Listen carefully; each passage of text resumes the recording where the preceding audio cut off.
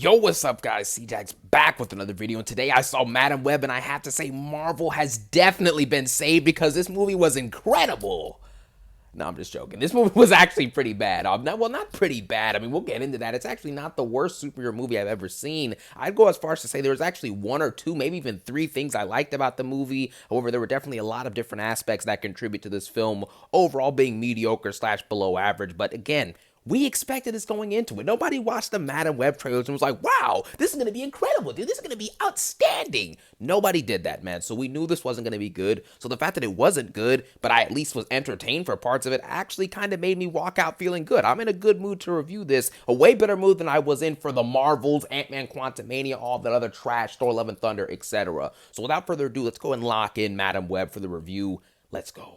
Now, first off, when it comes to Madam Web as a character, now, similar to Morbius when that movie dropped, I was already interested in the character of Morbius from the comics, just like I'm already interested in the character of Madam Web from the comics. So in this movie, when they were going through all the visuals for how her power set works, you know, who she is, where she comes from with all those spider people, which was kind of underdeveloped, not gonna lie, which would have given more to her origin, but overall, her learning to use her powers, her jumping from past and present, you know, the memories, dark and light memories coming all in at once, I thought all of that was honestly pretty good, and Dakota Johnson helped give a good performance to really sell that as well. So honestly, everything with Madam Web for the most part was pretty solid, outside of the fact that I think they should have given her more to do with her powers, and I do think that more of her origin story should have been layered throughout the movie and developed a bit more. And another thing I actually liked about this movie was the whole entire interactions between Sydney Sweeney's character, Julia Carpenter, you have Anya, which is Isabella Merced's character, and there's one more character, I honestly forgot the name, not gonna lie, because she was kind of pointless throughout the movie, I feel like. However, all three of them interacting with each other as the movie went on actually started to become pretty entertaining at certain points. Some of it was actually funny, like when they go to the diner initially,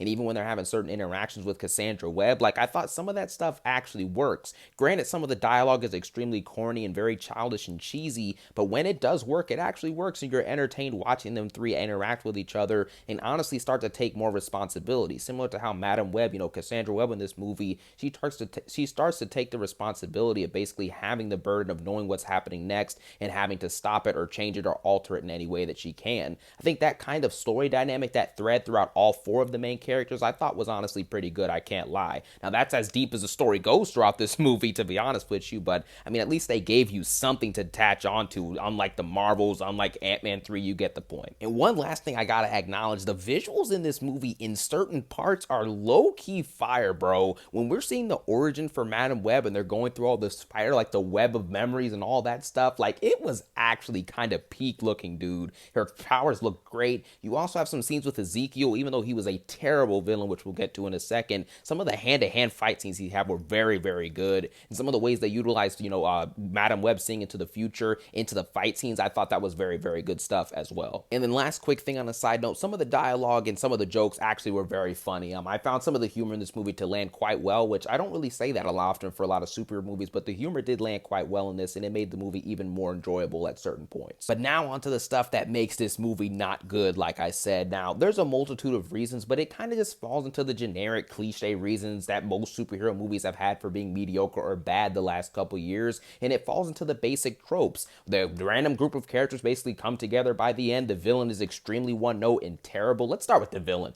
Ezekiel Sims. A couple of those action sequences, like I said, were pretty fire. But anyways, Ezekiel Sims as a character is the most one-note, underdeveloped villain that I think I've ever seen. He's one of, if not the worst superhero movie villain ever, possibly. There's no story, there's no depth, there's no backstory, there's nothing given to this character, and he, quite frankly, is terrible inside of this movie. And I also think that some of the stuff with the Spider-Man references, you know, are we going to reference Peter Parker? Are we going to reference Spider-Man? Are we not going to? Like, it was just very unclear with all that stuff. The origin of the spider people that gave Madam Web her powers, and also Ezekiel, how he got his powers, none of that stuff is really developed or layered into the plot whatsoever, because the plot is paper thin. Like I said, this is the same stuff that plagues this movie is the same thing that plagues the last 2 years worth of superhero movies for the most part. The generic and thin plot, along with very, very shallow storytelling, and on top of that, I just think that some of the plot occurrences are very stupid. At the end, you have Ezekiel, he's tracking down the whole city using cameras. Who even is this guy? Why does he have the ability to do that? We don't know. We also don't get a reasoning as to how Anya was able to go all the way to the bottom of that ocean dang near and pick up Dakota Johnson's character, Cassandra Webb, and bring her all the way back to the surface at the end. Like,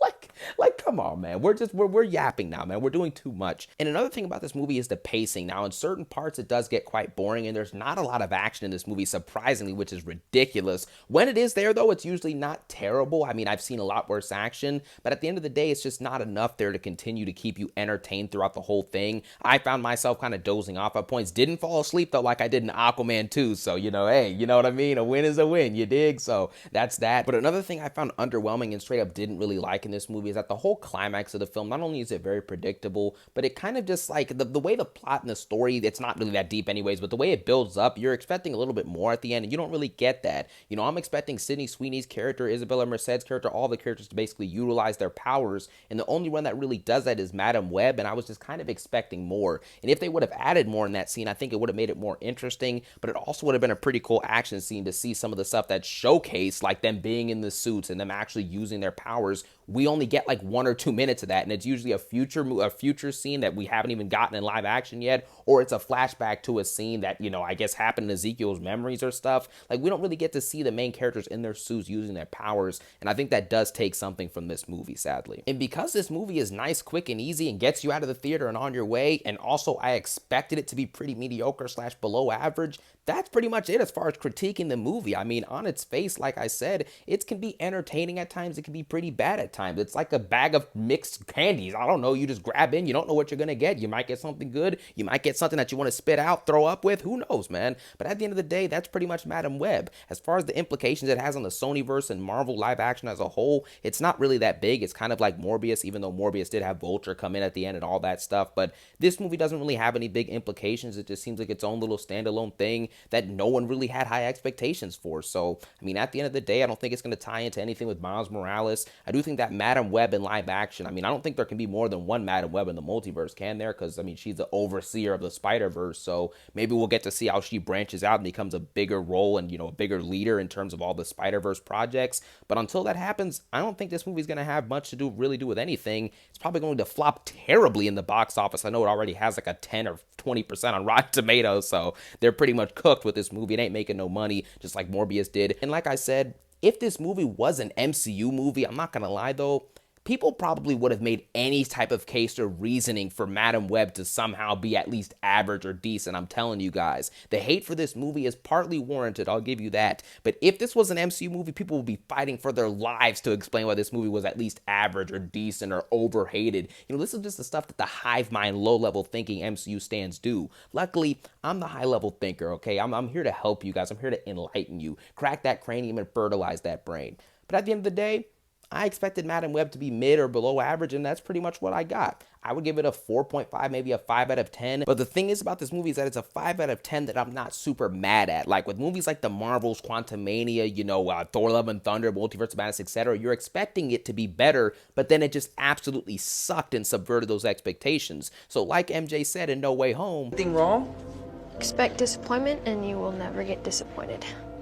So I walk out, don't really feel that bad because I expected disappointment and I got it. So at the end of the day, yes, 5 out of 10 for Madame Web. You do not have to see this in theaters. I actually recommend that you don't. Wait for it to come to streaming if you even want to watch this movie. Doesn't have massive implications on anything. Not going to spend a lot of time with it. Not going to bore you to death. That's Madame Web. Pretty much generic, cliche super movie, similar to the stuff we've gotten over the last 2 or 3 years, man. Nothing crazy. But if you somehow, for some reason, watch this movie, go ahead and let me know in the comment section below what you thought about it. And as always, Madame Web, have a great day, everyone.